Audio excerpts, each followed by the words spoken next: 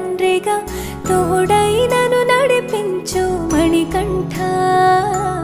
కష్టాలే తరిమినా కన్నీరే ముంచిన నీవే నాకు దిక్కు కదా అయ్యప్ప.